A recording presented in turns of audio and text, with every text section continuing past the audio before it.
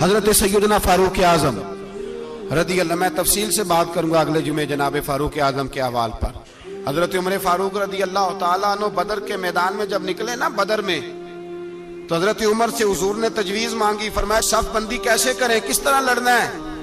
جناب عمر فاروق رضی اللہ تعالیٰ عنہ کہنے لگے حضور یہ جتنے آئے ہیں نا کافر لڑنے، یہ کسی کا کوئی چاچا لگتا ہے، کسی کا کوئی ماموں لگتا ہے، کسی کا بھائی ہے، کسی کا بیٹا ہے، تو محبوبہ صف بندی کی کیا ضرورت ہے؟ جو میرے رشتہ دار ہیں میرے حوالے کریں، میں گردنیں کاٹ کے آپ کو دیتا ہوں۔ جو ابو بکر کے رشتہ دار ہے وہ ابو بکر کے حوالے کریں، وہ گردن کاٹ کے دے۔ جو علی کا کچھ لگتا ہے وہ علی کے حوالے کریں۔ ہم دنیا کو بتائیں گے کہ اشداء علی الکفار، اشداء علی، اس کے لیے ہمارے پاس سختی ہے، کوئی نرمی، وہ ہمارا سگا بھی ہو تو اس کے حق میں کوئی نرمی۔ حضرت عمر نے اپنے سگے ماموں کی گردن کاٹی بدر کے دن، سگے ماموں کی۔ حضرت ابو عبیدہ بن جراح، سنو، اسلام امن کا درس دیتا ہے، محبت کا درس دیتا ہے، بھائی اسلام ہی تو امن کا درس دیتا ہے، پر جڑی بوٹی کاٹنا بد امنی نہیں ہوتا، ظالم کا ہاتھ پکڑنا بد امنی، اور امن والے اور ہوتے ہیں بزدل، ان دونوں میں فرق ہوتا ہے۔ امن والا بننے کا کہا گیا ہے، بزدل بننے کا کہا۔ میرے نبی پاک نے جو بدر میں تلوار اٹھائی تھی، زرہ پہنی تھی، حضور علیہ السلام نے لوہے کی جیکٹ پہنی تھی، تو وہ بھی میرے رسول پاک نے امن کے لیے ہی پہنی تھی۔ میرے نبی پاک صلی اللہ علیہ وسلم نے احد کے دن جو ہتھیار اٹھائے تھے تو وہ بھی امن کے لیے اٹھائے تھے، وہ بھی امن کے لیے حضور نے ہتھیار اٹھایا تھا۔ ہتھیار اٹھانا بد امنی کی علامت نہیں ہوتا میرے بھائی، یاد رکھیں۔ حضرت ابو عبیدہ بن جراح نے میدان بدر کے اندر جب جنگ کا تبل بجا، حالات بگڑے، جناب ابو عبیدہ بن جراح کہتے ہیں تاریخ نے ایک عجیب موڑ پہ مجھے لا کے کھڑا کیا۔ آپ فرماتے ہیں میرے لیے اللہ نے جو آزمائش رکھی وہ سب سے بڑی رکھی۔ فرمانے لگے جب میں میدان میں نکلا تو کافروں نے میرے سامنے جس کو لا کے کھڑا کیا وہ میرا سگا باپ تھا۔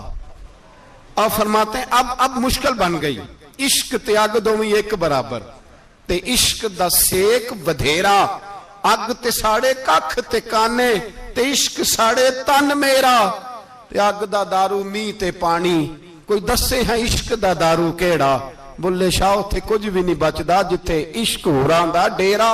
فرمانے لگے اب میرے لیے سامنے باپ، ادھر بیٹا۔ آپ فرماتے ہیں دو رستے تھے، باپ بچاؤں یا رسول اللہ کا دین بچاؤں۔ ایک منٹ تھا فیصلہ کرنے کے لیے کہ ابا بچے گا یا دین بچے گا، کفر بچے گا یا اسلام بچے گا۔ فرماتے ہیں میں نے منٹ پورا نہیں سوچا، میں نے تلوار اٹھائی، باپ کی گردن کاٹ کے گرائی اور رسول اللہ کا دین بچا لیا۔ باپ کی گردن کٹ کے گری اور نبی پاک کا دین بچ گیا، بچا لیا رسول اللہ کا دین۔ حضرت عمر نے ماموں کو مارا۔ حضرت مصعب ابن عمیر کہتے ہیں تاریخ مجھے بھی لا کے کھڑا کرتی ہے بدر کے میدان میں، تو کفر کا لبادہ اوڑھ کے جب سامنے آیا تو وہ میرا سگا بھائی تھا، سگا بھائی۔ ہزاروں قومیں وجود میں آئیں دہر میں خشک و تر کے رشتے سے، پر ہم نے بنیاد دوستی رکھی یاد خیر البشر کے رشتے سے۔ سگا بھائی کفر کا نمائندہ بن کے سامنے کھڑا ہوا۔ مجھے اکٹھے کھیلنا بھی یاد تھا، مجھے ایک برتن میں روٹی کھانا بھی یاد تھا، ایک ماں سے لوریاں سننا بھی یاد تھا۔ فرماتے ہیں یہ سارا کچھ یاد تھا، پر اسلام کے حق میں دیا ہوا خطبہ جو محمد عربی نے دیا تھا وہ بھی مجھے یاد تھا، مجھے رسول اللہ کی بتائی ہوئی باتیں بھی۔ فرماتے ہیں میں سارا کچھ بھول گیا، پر مجھے اپنے رسول کا پڑھایا ہوا سبق نہیں بولا، وہ مجھے یاد رہا۔ میں نے پھر سگے بھائی کی گردن کاٹی اور میں نے وہ گردن کاٹ کے حضور کے پاس پیش کی، اور میں نے دنیا کو بتایا کہ ہمارے لیے اصل وہ ہے جو ہمارے رسول ہمیں حکم ارشاد فرماتے ہیں، یہ رشتے ہمارے لیے اصل۔ ہمارے حضرت ابو بکر صدیق میدان میں نکلے، بیٹا کافروں کی طرف سے لڑنے آیا ہے، سگا بیٹا، اور میرے مصطفیٰ کریم نے فرمایا اولاد بزدل کر دیتی آدمی کو، پر جب ایمان پختہ ہو تو پھر صحابہ نے اس بزدلی کی بھی پرواہ نہیں کی۔ سگا بیٹا کافر کی جانب سے آیا، حضرت ابو بکر صدیق نے تلوار سے حملہ کیا، بیٹے نے ڈھال آگے کی۔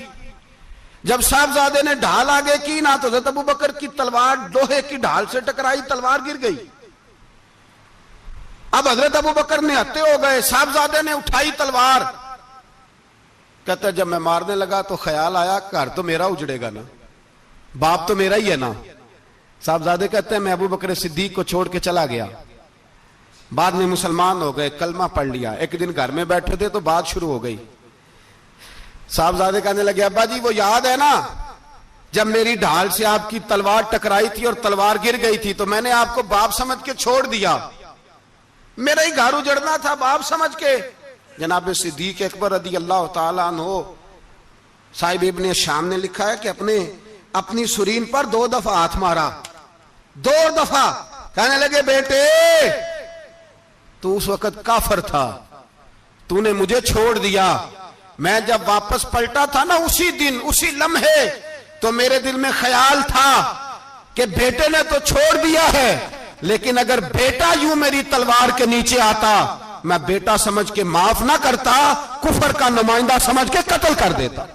اس لیے کہ میری نظر میں اگر کوئی اہمیت ہے تو رسول اللہ کے فرمان کی اہمیت ہے. باپ بیٹے اولاد کی کوئی اہمیت ہے؟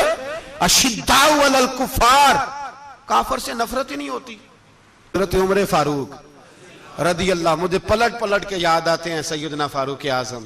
حضرت فاروق اعظم رضی اللہ تعالیٰ عنہ سے عیسائی بادشاہ نے کہا میں ملنا چاہتا ہوں. آپ فرمانے لگے ٹائم نہیں, جو تجھے ملنا ہے وہ مدینے کے غریبوں کو نہ ملوں گا, وہ رسول اللہ کے نوکروں کو نہیں ملوں گا, تجھے مل کے کیا کرنا ہے؟ میں انہیں ملوں گا جن کے لبوں پہ رسول اللہ کا درود جاری ہے, جو مصطفیٰ سے پیار کرتے ہیں. مجھے تجھ سے ملنے کی کوئی ضرورت ہے؟ ہمارے ہاں وہ نفرت نہیں کفر کے لیے جو مسلمان کے دل میں ہونی چاہیے. میرے رسول پاک سید عالم نور مجسم صلی اللہ علیہ وسلم نے جو لوگ تیار فرمائے, نیند تو نہیں آ رہی آپ حضرات کو؟ ایک وہ منظر تھا حضرت عمر نے جب اپنے سگے ماموں کو لتاڑا, جناب ابو عبیدہ بن جراح نے باپ کو قتل کیا, مصعب بن عمیر نے بھائی کو قتل کیا. ایک وہ منظر تھا. ایک وہ منظر تھا جب مسلمان مکے سے مدینے آئے, مدینہ طیبہ پہنچے تو مصطفیٰ کریم نے فرمایا یہ تمہارے بھائی ہیں, بس بات ختم ہو گئی. یہ تمہارے, میں اتنی سی بات ہے, یہ تمہارے, اس سے زیادہ نہیں. کوئی لمبا خطبہ نہیں نبی پاک نے دیا. فرمایا یہ تمہارے, اپنے بھائیوں کی مدد کرو. حد ہو گئی مدد کرنے کی. بھائی کا بازو پکڑا, گھر لے گئے. کہنے لگے یہ 15 کلے میرے ہیں, 6 جو تمہیں پسند آتے ہیں رکھ لو, تمہارے ہو گئے. گھر کا سامان بستر رضائیاں تک نکال کے دروازے کے اندر رکھے. بھائی سے کہا یار جو تجھے اچھا لگتا ہے رکھ لے, آدھا تیرا آدھا میرا. یہاں تک ایک وہ موقع جب اشداء علی الکفار, ایک یہ موقع رحماء بینہم. صحابہ کرام علیہم رضوان میں سے کسی کے پاس 2 باغ تھے, ایک میں کھجوریں زیادہ پکی, ایک میں کم پکی. جب وہ اپنے بھائی کو دینے لگا تو اس نے کہا تجھے رسول اللہ نے میرا بھائی بنایا ہے, تجھے وہ والا باغ دوں گا جس کی کھجوریں زیادہ پکی ہوئی ہیں, وہ والا باغ دوں گا, کھجوریں زیادہ پکی ہوئی. اور یار تاریخ عالم نے یہ نظارہ نہیں دیکھا کہ وہاں سے ایک شخص آیا غریب ہے رشتہ نہیں ملتا. یہاں ایک شخص نے کیا کیا, اس کو اپنے خاندان سے اپنے گھر سے رشتہ بھی دیا. کہا بھائی ہے, اس کو یہاں بسانا ہے, رکھنا ہے, لانا ہے. کوئی تہذیب کا ٹکراؤ نہیں ہوا, کوئی ان لوگوں کے آپس میں جھگڑے نہیں ہوئے, کوئی نہیں کہا کہ یہ مہاجر ہے یہ انصار ہے, کوئی کسی جگہ نہیں کہا تمہارا کھانا پینا رہنا سہنا الگ ہے, کوئی کسی جگہ بحث نہیں ہوئی, آدھا بانٹ کے دیا. اور پھر بھائی چارے کا حال یہ تھا کہ تبوک کے بعد جب بڑا مال آیا نا مسلمانوں کے پاس, ڈھیر لگ گئے, بیرین سے مال آیا تو ڈھیروں لگ گئے. تو رسول پاک صلی اللہ علیہ وسلم نے انصار مدینہ کو بلایا, مدینے والوں کو. فرمایا تم نے بڑا احسار کیا تھا اپنے بھائیوں پر, تم نے اپنی آدھی جائیدادیں دے دی تھی, تم نے رحماء بینہم کا پورا مظاہرہ عملاً کر کے دکھایا تھا. اب مال آ گیا ہے, 2 آپشن میں تمہیں دیتا ہوں, 2 قسم کی ترجیحات, ایک چیز قبول کر لو. کہا یا رسول اللہ صلی اللہ علیہ وسلم حکم فرمائیے. فرمایا یہاں تو جو مال تم نے اپنے مہاجر بھائیوں کو دیا ہے وہ واپس لے لو, وہ تم واپس لے لو, اور یہ جو مال آیا یہ میں ان میں بانٹ دیتا ہوں. یا اس طرح کرو کہ میں یہ مال تمہارے درمیان آپس میں آدھا آدھا بانٹ دیتا ہوں, یا تمہیں کچھ فیصد زیادہ دے دیتے ہیں انہیں کم دے دیتے ہیں. بات ہو رہی تھی, انصار چپ تھے. حضور نے فرمایا بولتے کیوں نہیں, پتہ محبوب کو بھی ہے کہ یہ بولیں گے تو مجھے بھی ٹھنڈ پڑے گی اور قیامت تک ساری امت کو سکون ملے گا. فرمایا بولو. تو انصار مدینہ بولے تو رو کے بولے, کہا محبوبہ ہم نے مال کیا کرنا ہے, ہمارے پاس رسول پاک جو موجود ہے, یا رسول اللہ ہم نے کیا کرنا ہے مال کا؟ حضور جو اب آیا یہ بھی سارا انہیں دے دیں، جو ہم نے دیا تھا انہیں وہ بھی ان کے پاس رہنے دیں، اور یا رسول اللہ جو بعد میں آئے وہ بھی انہیں دے دیں۔ ہماری شرط یہ ہے کہ ہمارے درمیان اللہ کے رسول موجود رہنے چاہیے، محبوب ہمارے درمیان رہیں، مال و دولت کی ہمیں ضرورت ہے، یہ رحماء بینہم میں آپس میں بانٹ کے ہر چیز اپنے بھائیوں کو دے دی۔ حضرت عمر عیسائی بادشاہ ٹائم مانگتا تو کہتا ہے کوئی ٹائم نہیں، چل دوڑ جاؤ۔ ملک شام جاتے ہیں، جب فتح ہوتے ہیں حضرت سعد بن ابی وقاص بلاتے ہیں، شام جاتے ہیں تو حضرت عمر کہتے ہیں شام آئے ہیں یار، سب سے پہلا کام یہ کر بلال کا تو پتہ کر، یہاں سنا ہے بلال حبشی کا مکان بھی کہیں نیڑے نیڑے ہے، پتہ تو کر۔ حضرت بلال حبشی حضرت سیدنا سعد کہنے لگے حضور بلا نہ لیں، فرمایا نہیں، وہ مصطفیٰ کا غلام ہے تو میرا تو امام ہے، میں گھر ملنے جاؤں گا، گھر رحماء بینہم، کالے رنگ کے حبشی غلام سیدنا بلال حبشی کو ملنے گھر گئے، اور جناب عمر جا کے بیٹھک میں انتظار کرنے لگے، گویا ڈرائنگ روم میں بیٹھے انتظار ہونے لگا۔ جناب سیدنا بلال آئے تو حضرت عمر اٹھ کے کھڑے ہوئے۔ ملک شام کے لوگوں نے یہ منظر عجیب دیکھا کہ جناب عمر فاروق ایک حبشی کے لیے کھڑے ہوئے، اور جب کھڑے ہوئے تو حضرت بلال کہنے لگے عمر بیٹھ جاؤ، یہ کیا کر رہے ہو؟ تو حضرت سیدنا عمر رو پڑے، کہنے لگے بلال تو حبشی پہلے تھا، جب سے رسول اللہ کا غلام بنا ہے ساری امت کا امام بن گیا، ساری امت کا تو امام بن گیا ہے جب سے تو نبی پاک صلی اللہ تعالی علیہ وسلم کا غلام بن۔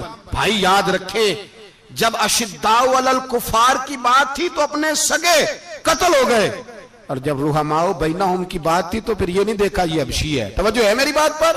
جاگ رہے نا آپ لوگ؟ ادھر دیکھیں، پھر یہ نہیں دیکھا کہ یہ حبشی ہے، یہ رومی ہے، یہ کون ہے، پھر یہ دیکھا کہ یہ رسول اللہ کا غلام ہے صلی اللہ۔ حضرت ابوبکر صدیق رضی اللہ تعالیٰ عنہ سے کسی نے پوچھا تھا بدر میں فتح کیسے ہوئی؟ اب بھی مسلمان کہتے ہیں نہیں جی کیسے لڑیں گے جی، ہمیں اپنا بڑا مسئلہ ہے۔ یہ کمزور لوگوں کی باتیں، کمزور جو خدا والے ہوتے ہیں ان کی یہ سوچ نہیں ہوتی، یہ آرزو کرم اور میں آپ سے کروں، یہ بھیک اس کو جیتیے جس کا خدا نہ ہو۔ یہ کمزور لوگ ہیں جو کہتے ہیں نہیں کیسے ہوگا، کس طرح ہوگا، جن کو پتا ہو کہ ہماری غیبی طاقت ہے ہماری۔ حضرت ابوبکر صدیق رضی اللہ تعالیٰ پوچھا جناب بدر میں کیسے جیت گئے؟ تلواریں زیادہ تھی، نیزے زیادہ تھے، یا آپ کو جاسوسی زیادہ تھی، پتہ زیادہ تھا کہ یوں قابو آئیں گے کافر؟ تو ابوبکر صدیق فرمانے لگے نہ نیزوں سے جیتے نہ تلواروں سے جیتے، ہم جو بدر میں جیتے ہیں تو مصطفیٰ کی نمازوں سے جیتے ہیں۔ ہمیں جو بدر میں کامیابی ملی تو رسول اللہ کی دعاؤں کی برکت سے ملی۔ فرمانے لگے کافر ساری رات شرابیں پیتے رہے، ساری رات وہ ناچ گانے میں مصروف رہے، اور میں حضور کے خیمے میں موجود تھا، نبی پاک ساری رات نماز پڑھتے رہے، ساری رات حضور نماز پڑھتے رہے، ساری رات اللہ سے دعا کرتے رہے۔ فرمایا صبح جو کامیابی ملی تو یہ مصطفیٰ کی نمازوں کی برکت سے ملی۔ ایک بزرگ کی میں بات سن رہا تھا، وہ کہہ رہے تھے اب نمازیں عبادتیں ریاضتیں بعد میں کرنا، پہلے جہاد کرو۔ کہہ رہے تھے اب نکل کر خانقاہوں سے ادا کر رسم شبیری، عبادتیں ریاضتیں تلاوتیں درود بعد میں ہوگا، پہلے جہاد۔ تو میں نے کہا صاحب عبادتیں تلاوتیں درود ہو کہاں رہا ہے، پہلے وہ جگہ تو بتائیں۔ خانقاہوں پہ تو عرس ہو رہا ہے، سال کے بعد ڈھول لگ رہا ہے۔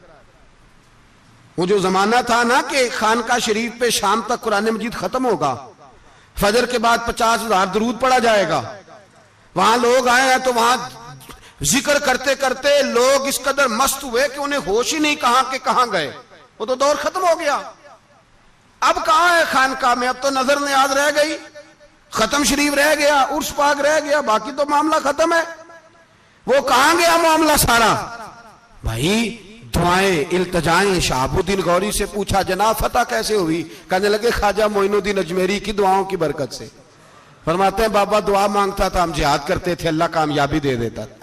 بھائی وہ عبادت، وہ ریاضت، وہ مسلمان جو رات کو اپنے رب کو منا لیا کرتا تھا، وہ اپنی عبادت کے زور پر اللہ تبارک و تعالیٰ کی بارگاہ میں آہو زاری۔ حضور نے فرمایا الدعاء صلاح المومن، دعا مومن کا ہتھیار ہے۔ دعا مومن کا، بول کے بتانا ہے، دعا مومن کا۔ فرمایا مومن یہ ہتھیار چلا سکتا ہے، یہ ہتھیار کافر کے پاس موجود ہے۔ حضرت زید بن حارثہ رضی اللہ تعالیٰ عنہ کو نہ پکڑ کے کچھ کافر ان کو پکڑ کے لے گئے تو ایک درخت کے ساتھ باندھ لیا، کہنے لگے تمہیں قتل کریں گے، حضور کے صحابی ہیں رضی اللہ تعالی۔ جب کافر آپ کو قتل کرنے لگا نا تو انہوں نے درخت کے ساتھ اچھی طریقے سے ٹانگیں باندھ لی، ہاتھ باندھ لیے، گردن باندھ لی، کہنے لگا بلا اپنے رب کو۔ تو حضرت زید رضی اللہ تعالیٰ عنہ فرمانے لگے میں تو شہید ہونے کو تیار تھا، لیکن تو نے آزمانے کا پروگرام بنایا تو ٹھیک ہے، میں پھر بلانے لگا ہوں اپنے رب کی مدد کو، اے اللہ مدد فرما۔ اس نے اتنی دیر میں تلوار نیام سے نکال لی، اے اللہ مدد فرما۔ اس نے جب تک دونوں ہاتھوں میں تلوار سونت لی، اے اللہ مدد فرما۔ جب تیسری بار آپ نے یہ کہا تو اس نے تلوار اٹھائی، کہا اللہ مدد فرما۔ حضرت زید رضی اللہ تعالیٰ عنہ کہتے ہیں جب چوتھی بار میری زبان سے لفظ نکلے، کافر کے ہاتھ میں تلوار تھی پر گردن بھی اس کی کٹ کے نیچے گر گئی، کہ گردن کٹ کے اسی وقت نیچے گری۔ مجھے کسی نے کھولا، نہ مارنے والا نظر آیا، نہ گردن کاٹنے والا نظر آیا، نہ مجھے کھولنے والا۔ تو میں نے کہا آنے والے تو بتا تو سوئی تو کون ہے؟ تو کہنے لگے میں جبریل امین ہوں، میں جبریل امین ہوں، میں جبریل، مجھے دشمنوں نہ چھیڑو، میرا ہے کوئی جہاں میں، مجھے دشمنوں نہ چھیڑو، میرا ہے کوئی جہاں میں ابھی پکار لوں گا، نہیں دور ہے مدینہ۔ کہا جب تو نے، حضرت جبریل کہنے لگے جب تو نے پہلی دفعہ کہا نا اللہ مدد فرما تو میں سدرۃ المنتہا پہ تھا، مجھے حکم ہوا جبریل دیر نہ کرنا۔ فرماتے ہیں جب دوسری دفعہ تو نے کہا نا اللہ مدد فرما تو میں 7ویں آسمان پہ تھا، اور جب تیسری دفعہ کہا مدد فرما تو میں پہلے آسمان پہ تھا، اور فرمایا جب تو نے کہا چوتھی دفعہ اللہ مدد فرما تو میں تیرے سرانے کھڑا تھا، میں تیرے سرانے۔ تو بھائی اب تو اجتماعی دعا بھی نہیں رہی ہماری، اب تو یہ والا سوتا بھی، اکبر الآبادی نے کہا تھا مصیبت میں بھی اب یاد خدا ہم کو نہیں آتی، دعا منہ سے نہ نکلی جیبوں سے عرضیاں نکلی۔